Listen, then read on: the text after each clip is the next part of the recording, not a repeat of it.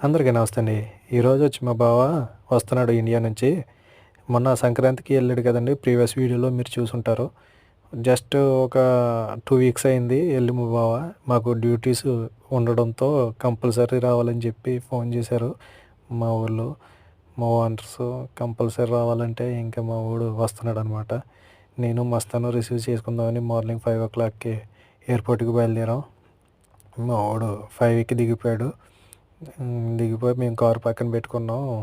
కాసేపు రెస్ట్ తీసుకుందామని ఈలోగా లగేజ్ వచ్చేయండి అని చెప్పాడు. ఇంక దగ్గరికి వచ్చేసాం.